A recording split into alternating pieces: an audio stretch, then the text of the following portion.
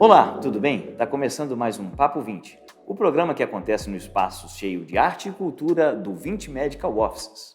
Neste programa nós recebemos experts na área de saúde e bem-estar e nós trocamos uma ideia comigo, Marcos Moreira, médico apaixonado por reumatologia e agora host.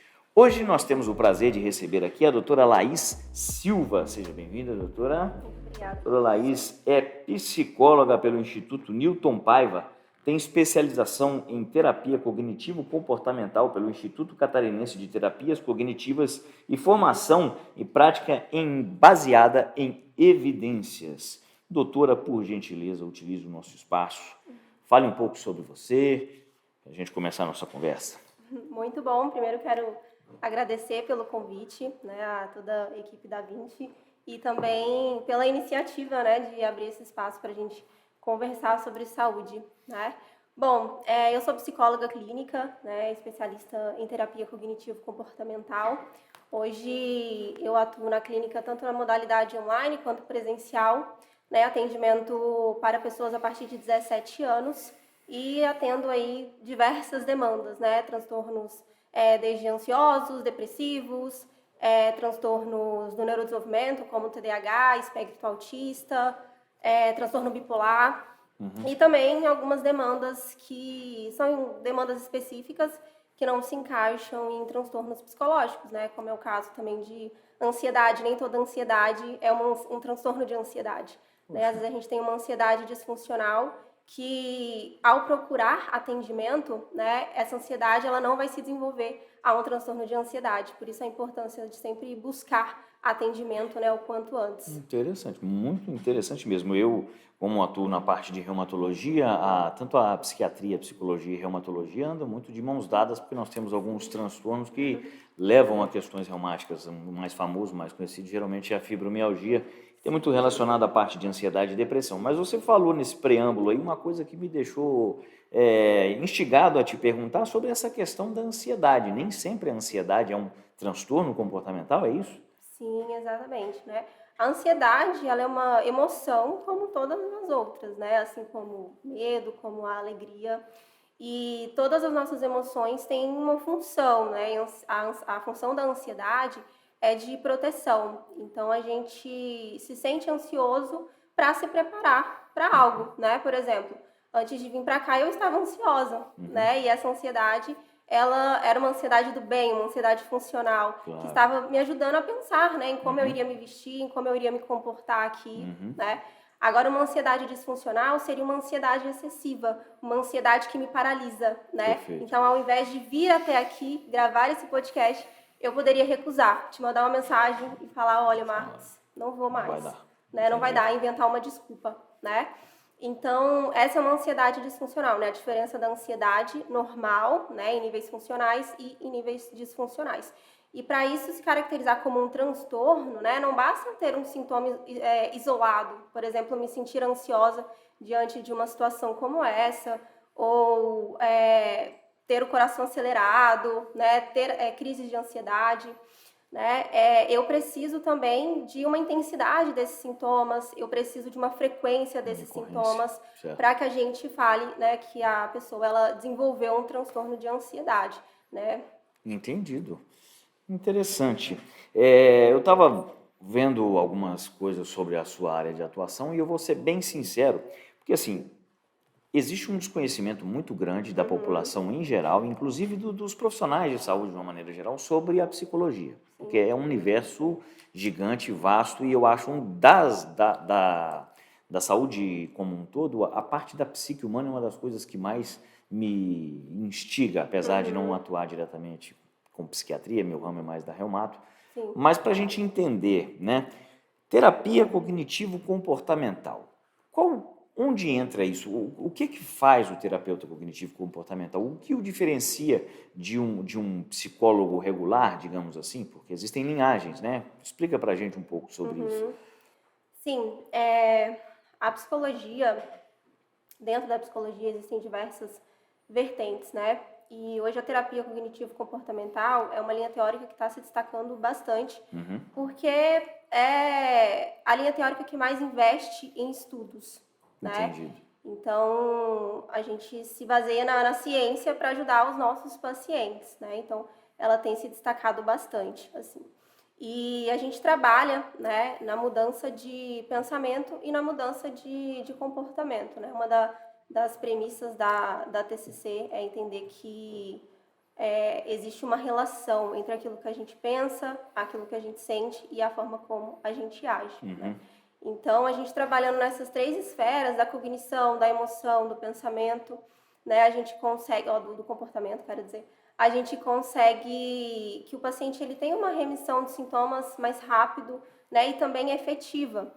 Na TCC a gente fala que o paciente ele vai se tornar o seu próprio terapeuta, né? Então, eu vou ensinar para ele habilidades, né, de acordo com as necessidades dele, então habilidades de regulação emocional, habilidades sociais, certo, né? E através dessas habilidades, ele aprende a lidar com a vida, ele aprende sobre o funcionamento dele, a resolver os seus problemas com autonomia e não ficar dependente da terapia para sempre, entendido. né? E então a gente tem todo um processo, né? Ele recebe alta e se ele precisa, ele volta para a terapia, faz algumas sessões, né, para desenvolver talvez alguma habilidade, para lidar com algum problema, né? E continua a seguir a sua vida com autonomia. Então, esse é um dos principais objetivos da TCC, né? Dar essa autonomia para as pessoas, para que elas vivam a sua vida sem ficar dependentes da terapia para sempre, né? Então, Perfeito. essa é uma grande diferença, assim, da TCC. Também vejo como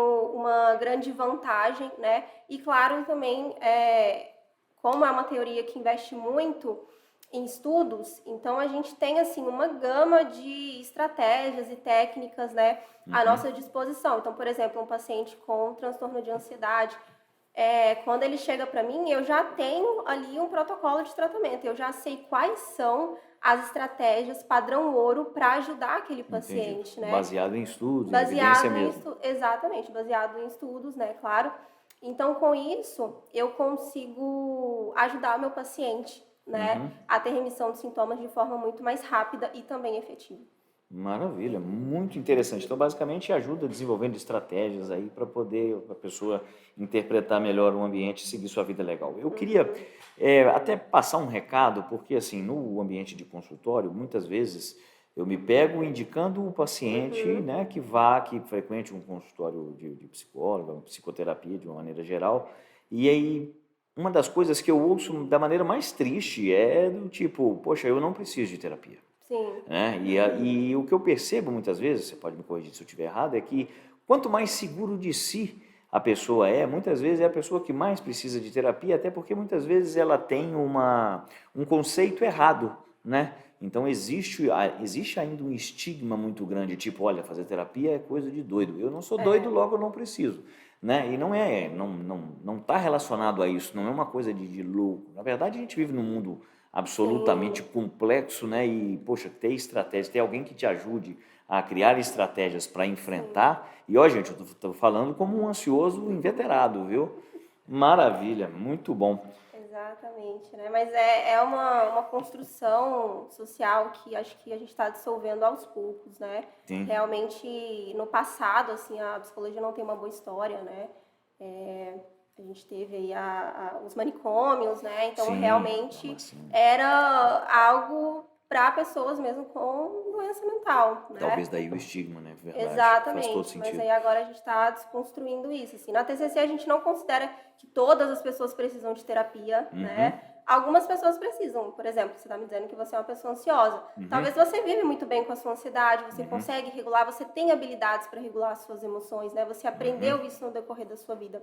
Mas talvez chegue algum momento assim que você tenha que enfrentar alguma situação mais difícil, que aí a sua ansiedade ela fique em níveis disfuncionais e você precise de atendimento. Aí sim você pode buscar uma terapia, né? Você vai desenvolver as habilidades necessárias para regular suas emoções, vai receber alta e depois vai continuar a sua vida, né? Então, é importante também fazer essa reflexão, assim, de quando precisa e não demorar para buscar, porque o problema é que as pessoas demoram demais, né? E aí, quando chegam na terapia, já tá aquela bola de neve, aí tem muita coisa para resolver. E aí acaba ficando um tratamento longo necessário, né? Mais longo. Certo. Exatamente, mas se você procurar rápido, assim, né, em menos de um ano a gente já consegue ter remissão dos sintomas. Muito interessante. Isso que você falou é muito interessante porque essa questão também de ser passível à interrupção, o fim, né? Você chegar a não tornar aquilo uma coisa eterna. Muito interessante, é mais uma das coisas que entram num conhecimento geral equivocado, que é uma coisa que todo mundo tem que fazer, é para sempre, e eu vou ficar agarrado naquilo, o que não é um fato. Uma coisa que me chama a atenção também, principalmente, e está muito em voga hoje em dia, é essa questão dos autodiagnósticos baseados em TikTok e tudo mais. Todo mundo tem TDAH, todo mundo tem ansiedade crônica, e é uma coisa complicada. Como você tem recebido isso atualmente no seu dia a dia? Você tem convivido diretamente? Não? Claro, né? Hoje em dia as redes sociais, elas podem ser muito boas, né? E elas também podem ser más. Assim, eu falo que as redes sociais, elas são ótimas, mas a gente tem que saber usá-las, né? E realmente está tendo uma banalização dos conceitos, né? Não só da psicologia, mas eu vejo que em todas as áreas da saúde, assim, pessoas que às vezes nem são profissionais, eles estão ali falando, né, sobre diversos transtornos e doenças, e entra naquilo que eu falei no início, assim, não basta você ter um sintoma isolado, né? Tem muitos pacientes que às vezes chegam, eu vi um vídeo no TikTok, né, e sobre TDAH, tinha lá um teste de TDAH. Meu Deus. E aí eu fiz, né, num vídeo de 15 segundos e acho que eu tenho TDAH.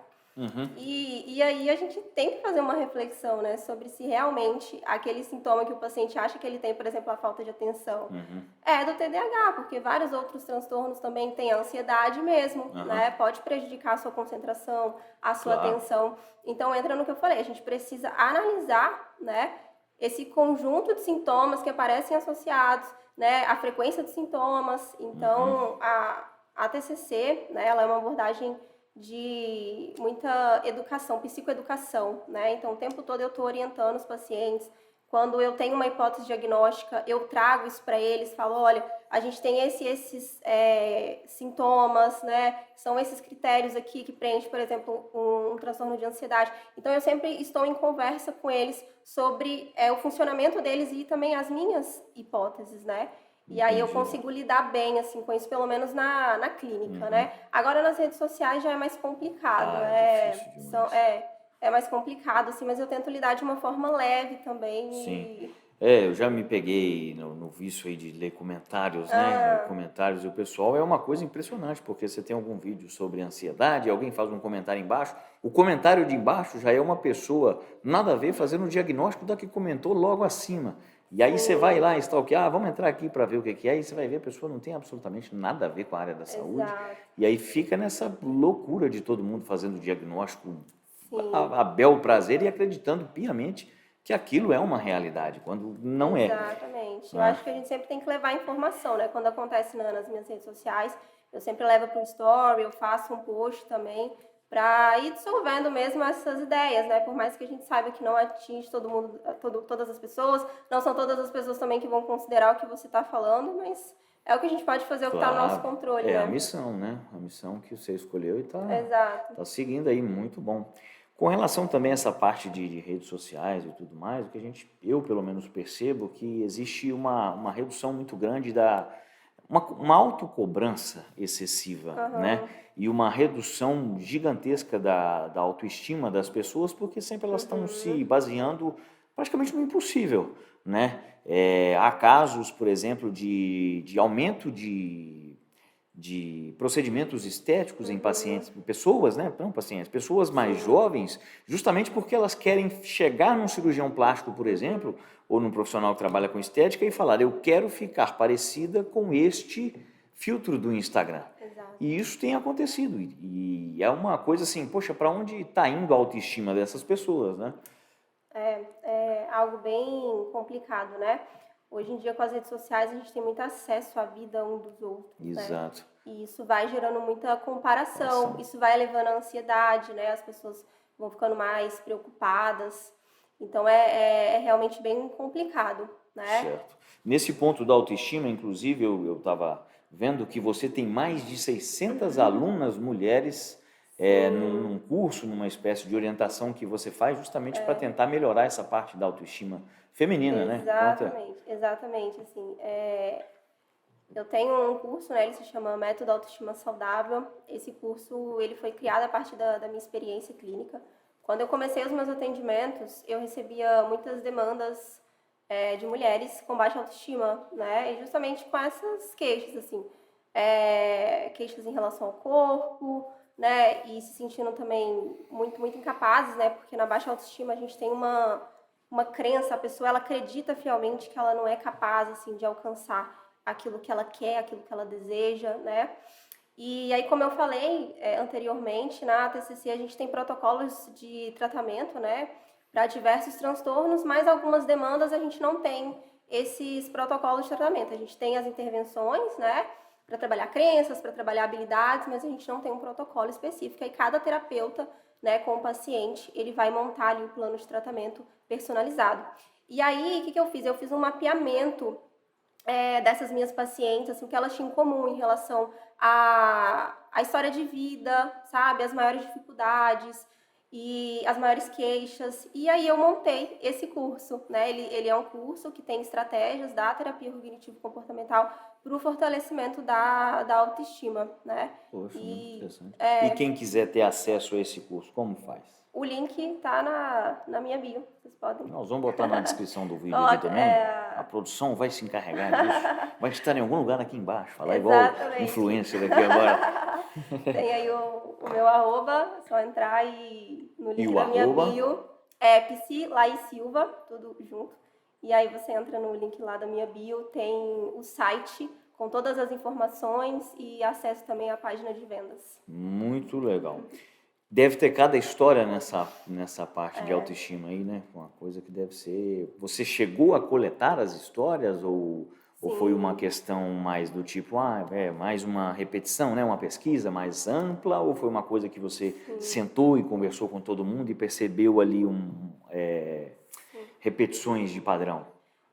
Foram as duas coisas, né? Através de muito estudo, né, sobre autoestima. A gente não tem muito assim na literatura especificamente sobre autoestima.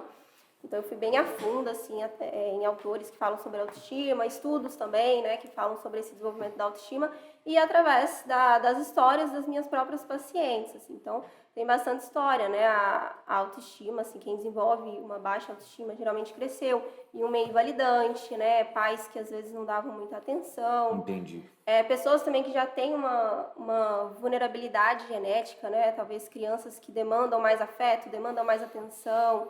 E os nossos pais, né, eles estão fazendo o melhor que eles conseguem, né? E às vezes eles não conseguem identificar essas necessidades das crianças e isso acaba desenvolvendo uma baixa autoestima, né? Então, esse é a história, assim, padrão, né? Esse meio invalidante, pais que às vezes não... O meio invalidante são tipo a criança quer ter ali um reconhecimento, digamos assim, e isso não acontece naturalmente? Seria isso? Por exemplo, né?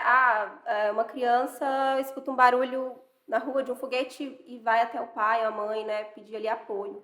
E aí o pai fala, por que você está chorando? Isso é frescura. Besteira, Entendi. Isso é frescura, né? Entendi. O certo é você conversar, acolher aquela emoção, né? Você está com medo, né, do foguete, realmente é um barulho alto, né? Mas não tem problema, a gente está protegido. Entendi. Né? Isso é validar. Invalidar é você desconsiderar, né?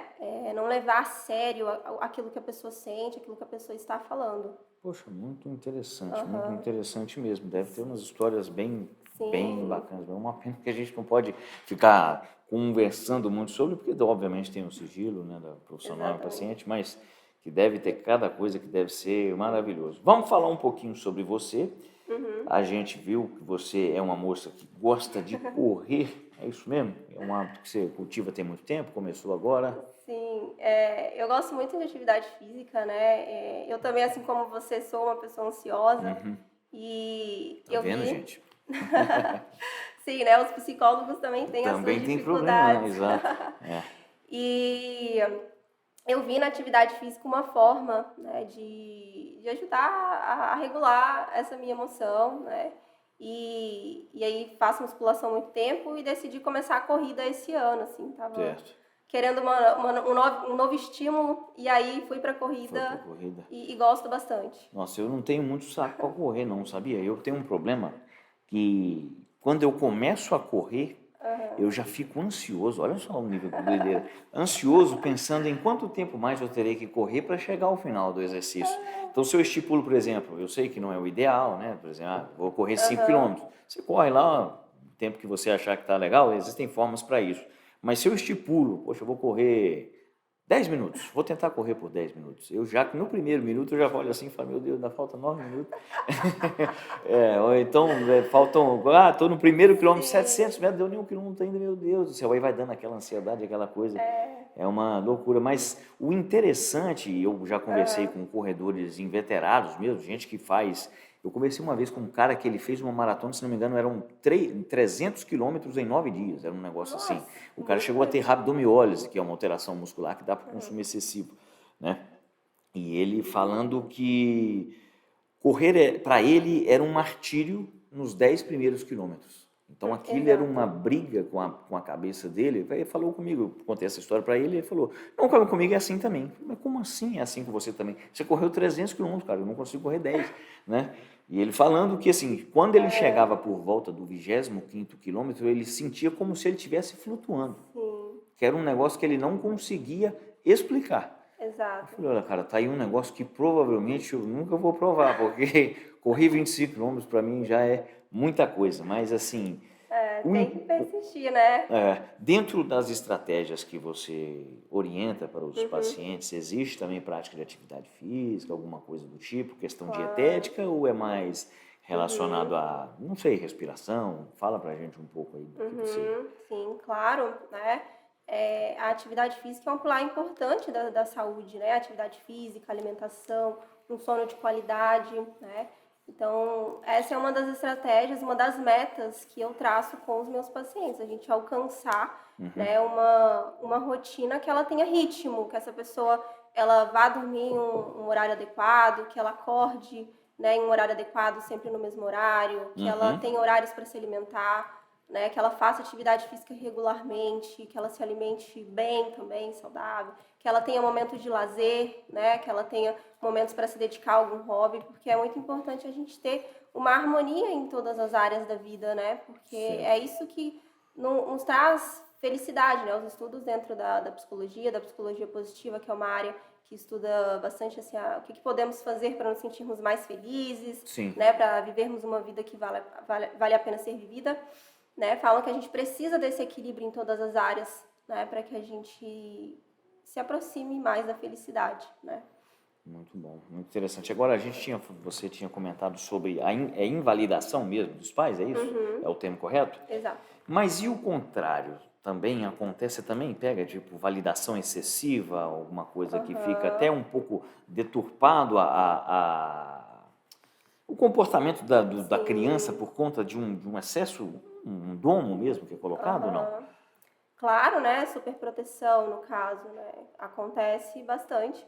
E isso pode gerar crianças também até com sentimento de incapacidade, né? Pode gerar baixa autoestima. Acontece também então, o contrário. a dicotomia pode levar ao mesmo problema que é a sensação de baixa autoestima. Exatamente, né? Porque pensa, uma criança que é super protegida, que não pode lidar com o mundo sozinha, né? Que ela sempre tem alguém ali para ampará-la, né? Que ela não desenvolve as próprias habilidades, ela vai começar a desenvolver uma dependência dos pais e gerar crenças de incapacidade. Então, né, crenças que a gente fala que são crenças de desamparo, né? Onde a pessoa ela acredita que ela não é capaz para enfrentar os desafios da vida, né? Porque a vida toda ela teve ali aquele auxílio dos pais. Né? Então, sim, os excessos, né? Os excessos são geralmente geram os problemas. Claro. Mas aí, se você pega, por exemplo, óbvio que é difícil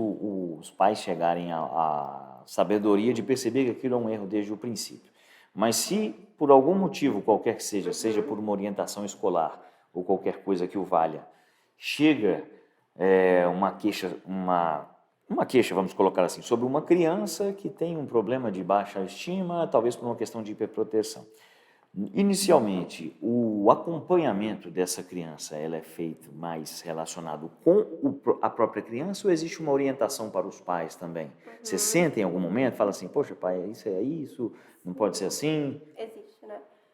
Existe. Eu não sou da área da psicologia infantil, né? Mas sim existe uma orientação de pais, né? A psicologia infantil, como que ela trabalha? Ela trabalha com a criança, né? Mas também tem ali separado no mês sessões com os pais. E a gente tem grupos também de orientações, de orientação para pais, né? Então o pai meio que ele faz ali a terapia junto com a criança, porque quando a gente fala do nosso desenvolvimento, né? Muitos fatores ambientais, eles influenciam o nosso desenvolvimento. Então, eu posso ter uma vulnerabilidade genética, né, por exemplo, a desenvolver um transtorno de ansiedade, mas se eu tiver um meio que talvez atenda bem as minhas necessidades, que me ensine a lidar com as minhas emoções, né, quando adulto eu não vou desenvolver um transtorno de ansiedade, né?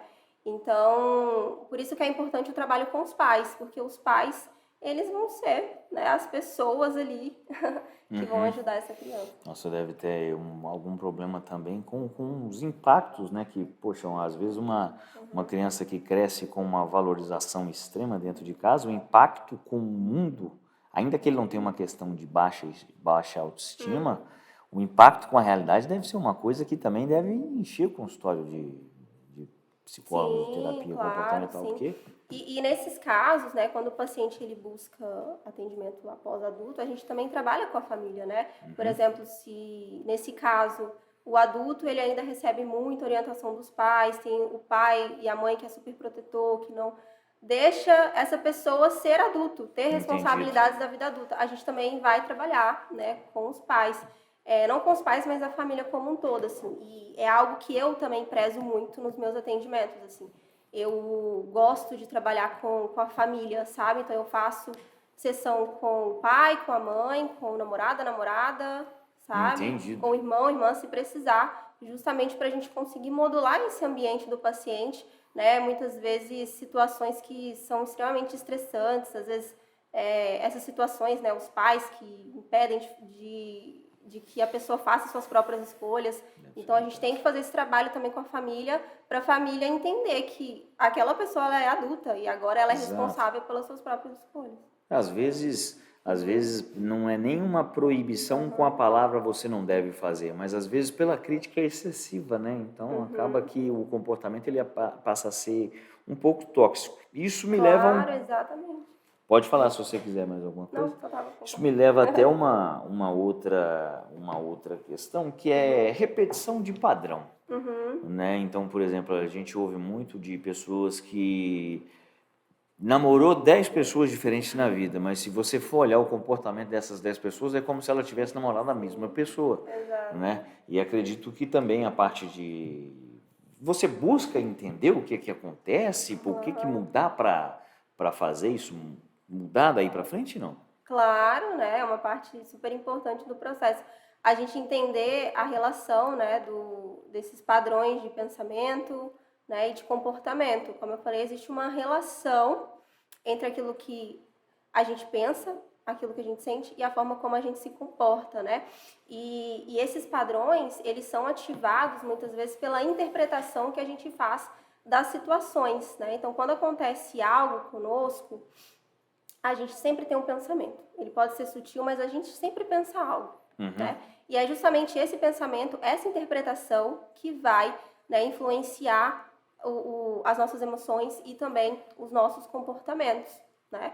Então, uma das minhas missões enquanto terapeuta é identificar esse funcionamento do paciente, né? Quais situações são gatilho, né? Quais interpretações ele tem e essa relação entre pensamento, emoção e comportamento, né? E assim a gente consegue muitas vezes encontrar essas repetições, né? Porque, por exemplo, uma pessoa que sempre interpreta que ela não é boa o suficiente, então ela sempre vai ter essa interpretação em determinadas situações, seja no trabalho, né? Por exemplo, se o chefe faz um elogio para a colega, ela vai ter essa interpretação, seja no relacionamento amoroso, né? Por exemplo, se o namorado vai conversar ali com uma outra pessoa, ela já fica criando também essa interpretação e isso vai influenciar, né, o que ela sente e a forma como ela se comporta. Então, ela pode, por exemplo, se sentir sempre triste, né, desvalorizada nessa situação e um comportamento padrão dela, né, é talvez evitar essas pessoas, né? Então, ela evita, por exemplo, o chefe.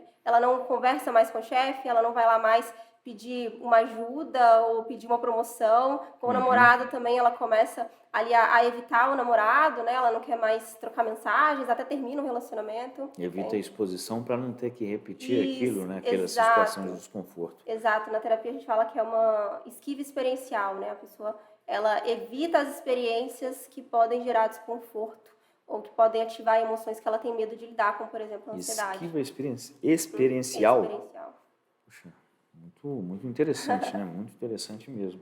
Voltando um pouco nessa questão de repetição de padrão, até estava falando de um episódio do Friends que, não sei se o pessoal conhece, mas tem uma personagem lá que é a Rachel, e ela namorava um cara que chamava Ross, e ela termina com esse cara e começa a namorar com um que chama Russ. Só mudou o O para o U, né? E é o mesmo ator que interpreta. Basicamente, os trejeitos são os mesmos, e no fim das contas, todo mundo percebia que era uma imitação do namorado anterior, mas que, na verdade, ela não percebia, certo? E aí tem uma questão que é muito pujante hoje em dia, que é essa parte de relacionamento tóxico, né? E existe o que eu percebo é que, claro, existe, não estamos desfazendo disso, longe de mim, mas existe, às vezes, até uma certa vulgarização disso, né? Até que ponto o relacionamento é tóxico, até que ponto a parte da toxicidade não vem de quem está reclamando do relacionamento. Isso é uma coisa que precisa ser observada. Não estou dizendo que se você está num relacionamento tóxico, você não tem que procurar ver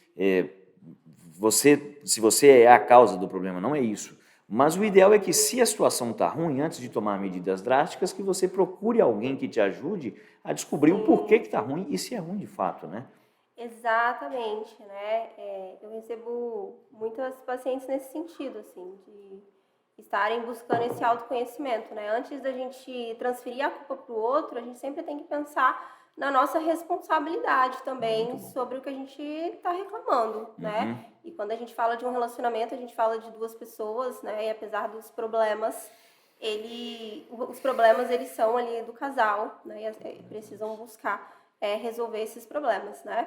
Então, eu recebo pacientes nesse sentido, de que estão aí buscando esse autoconhecimento, e o autoconhecimento, ele é, assim, a chave para saber realmente, eu estou vivendo um relacionamento tóxico, ou eu que estou sendo a pessoa tóxica, né? Porque às vezes a gente vê muito falar sobre isso, né? Sobre o homem ser tóxico, mas a mulher também, ela pode ser tóxica, Isso né? É verdade. Especialmente se não se conhecer, né? Se não souber dos seus padrões de comportamento, se não souber da sua história de vida, né? O que talvez, quais as minhas necessidades, né, emocionais. Talvez, por exemplo, você é uma pessoa que precisa muito de afeto, né? Você é uma pessoa que precisa de alguém que te dê muito afeto, e você tem um namorado ali mais distante, né?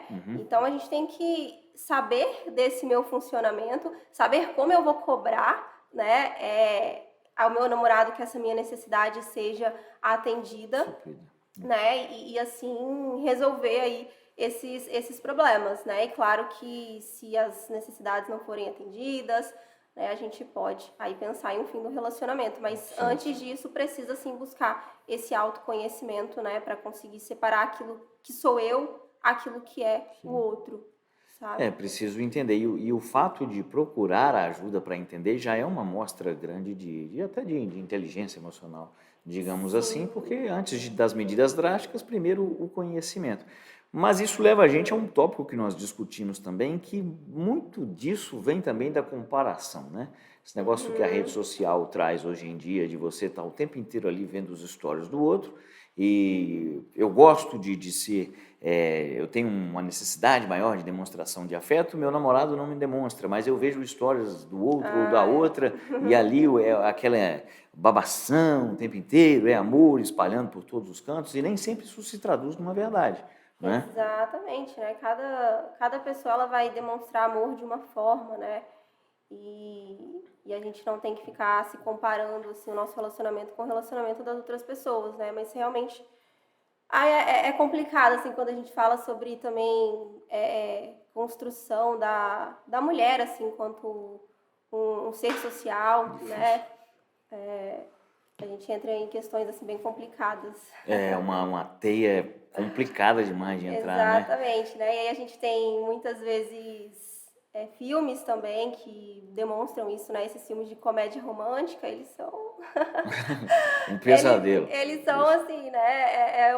Um suicídio, assim, porque realmente você ficar assistindo aquilo, você ficar imaginando que a sua vida ela vai ser uma comédia romântica, que você vai encontrar, né, um cara que vai fazer de tudo por você, né? Ou que você vai salvar aquele cara, né? Que é mulherengo e que, sabe, é bem complicado, assim. Então a gente tem que buscar desconstruir também essas expectativas que a gente fica criando para a nossa vida, né? Como se a nossa vida fosse um conto de fadas mesmo, e não é, né? A gente está falando de duas pessoas que são totalmente diferentes e elas vão precisar buscar formas de sustentar essas diferenças, né? E não vai ser uma comédia romântica, né? Muitas vezes vai ser um pouquinho ali de um filme de suspense, de terror, para depois chegar ali uma estabilidade. E no fim das contas, apesar do desfecho, a gente quer sempre que seja favorável, a graça ainda está no caminho. A gente sofre durante o caminho, mas a construção da psique, da estrutura humana como um todo, é uma coisa muito bonita, e a graça, principalmente quando a gente conversa com pessoas mais idosas, a graça está exatamente naquilo que, o momento em que foi vivido, por mais complexo que seja. E eu acho muito interessante quando a pessoa tem a humildade de dizer assim, poxa, eu preciso de ajuda, né? Eu preciso de um norte, eu preciso olhar por um prisma diferente. E eu acho que você faz isso muito bem, pelo visto, né? Sim, muito obrigada, exatamente, é o que eu tento trazer para os meus atendimentos, né, quando eu recebo essa demanda, e é o que eu também trabalho muito com as alunas do meu curso, né? É buscar esse autoconhecimento, é buscar entender o que é minha expectativa, né, em cima ali desse relacionamento, não só relacionamento amoroso, mas as pessoas também às vezes fantasiam muito o relacionamento com os pais, com a família, né, quer ter aquela família de comercial de margarina, que senta todo domingo à mesa e conversa sobre vários assuntos. E não é a realidade, né, da maioria das famílias brasileiras. A gente tem várias famílias disfuncionais, né, sabe? E é preciso desconstruir isso, né, para que você tenha também uma boa autoestima, né? Porque a autoestima, ela está muito relacionada a essa sensação de você ser capaz de lidar com a sua vida sem ficar dependendo ali do outro, das circunstâncias, né, de você ser dona das suas próprias escolhas, né, de você bancar suas próprias escolhas e não ficar dependendo dos outros para ser feliz. Certo, um alinhamento de expectativas, né, e uma capacidade maior de autogestão, digamos assim. Exatamente. Muito interessante. Nessa parte de redes sociais, quando você tem o paciente e tudo mais, você tem algumas dicas que você passa, ou que você pode passar para o pessoal, do tipo, olha, não segue isso, não faz aquilo? Nossa, essa questão de rede social, né, como eu falei no início, ela pode ser muito boa e ela também pode ser algo que gera bastante ansiedade e muita comparação, né? Quando eu recebo pacientes especialmente ansiosos, com baixa autoestima, que eles trazem assim questões de rede social, eu falo assim, vamos fazer um exercício, então, né? Vamos fazer uma limpa. E eles falam abertamente questão de rede social, do tipo, a vida de fulano, eu queria ter a vida assim, assim, assado? Falam, né? Tem muita comparação na rede social. É assim, disparado, assim, se for pegar o principal sintoma que foi criado aí a partir da rede social é a comparação.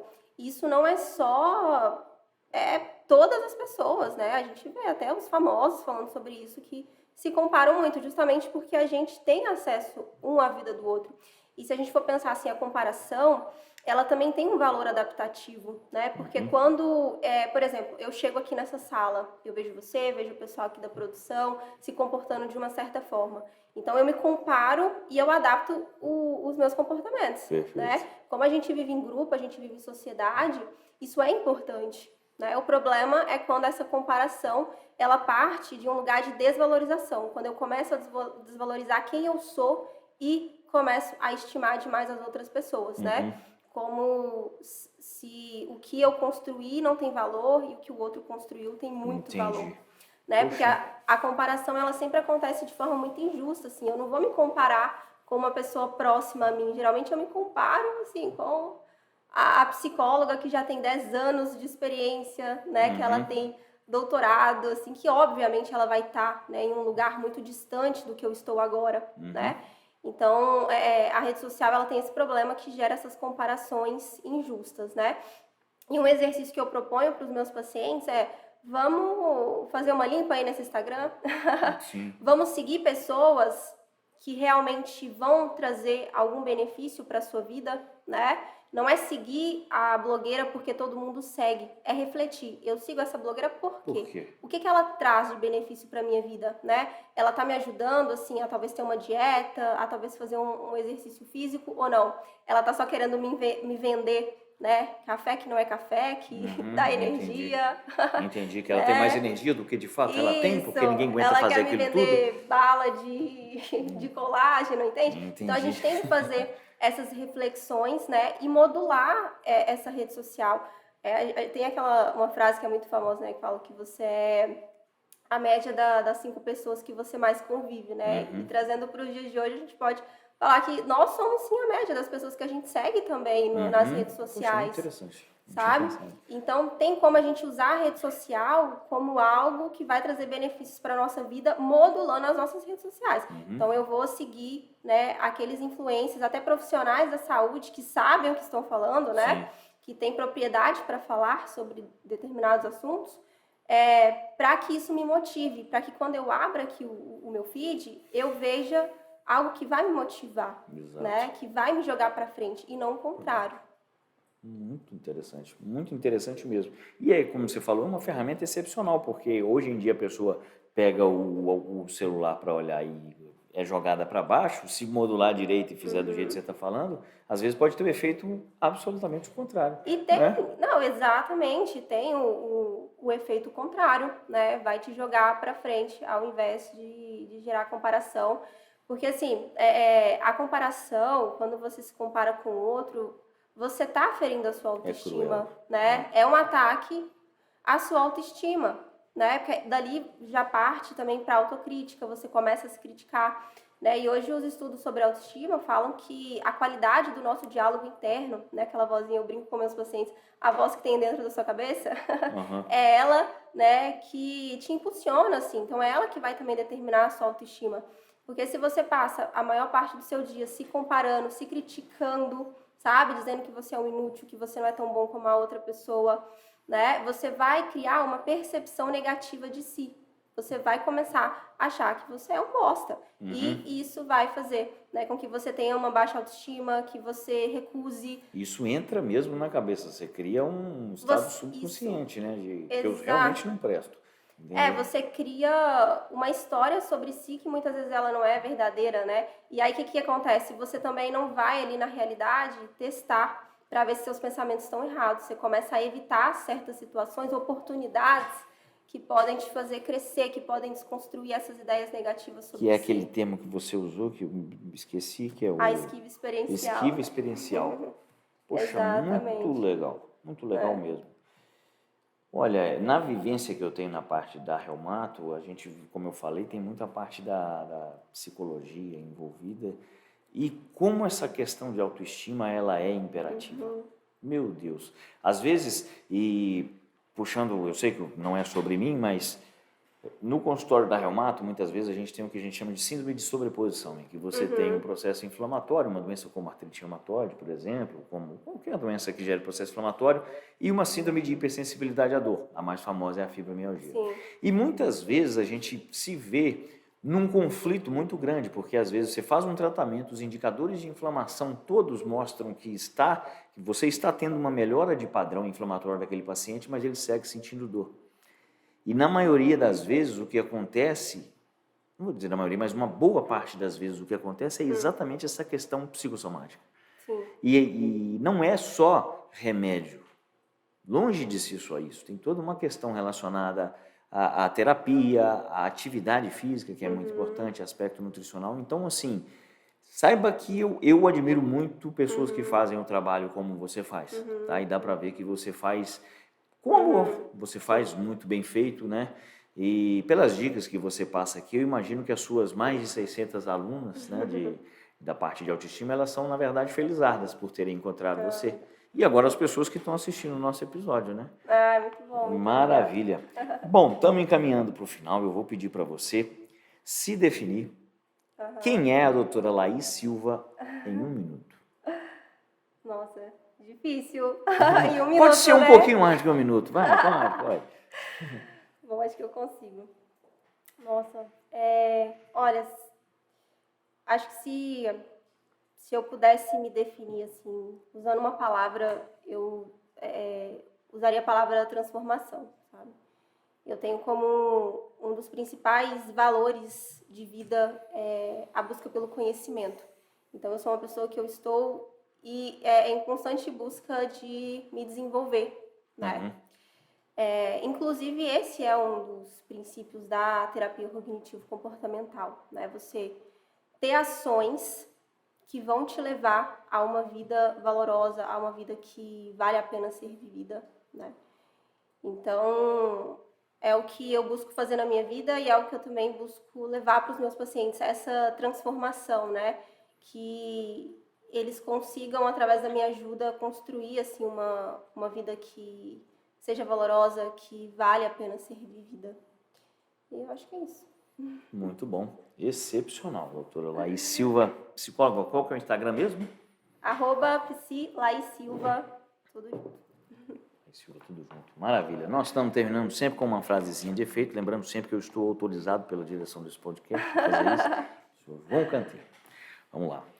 Não falar muito, não achar que está muito forte e não se meter na área dos outros. Tancredo Neves, 1910 a 1985. É isso aí. Muito bom o episódio, interessantíssimo, a área da psique humana é fantástica, chama muita atenção, espero que a doutora volte aqui mais vezes para conversar com a gente. Por favor, pelo visto me tem uma convidem vivência, que eu volto. tem uma vivência muito grande aí. Gente, mais do que profissionais da área de saúde, aqui a gente traz pessoas para conversar. E é por isso que a resenha é tão gostosa, né? É por isso que a gente consegue trocar ideia, entreter e descobrir cada vez mais assuntos interessantes sobre o profissional que está aqui, sobre a parte técnica e, obviamente, sobre a vida dela também. Foi um prazer, doutora. Até a próxima e ficamos aqui com o nosso Papo 20. Até a próxima.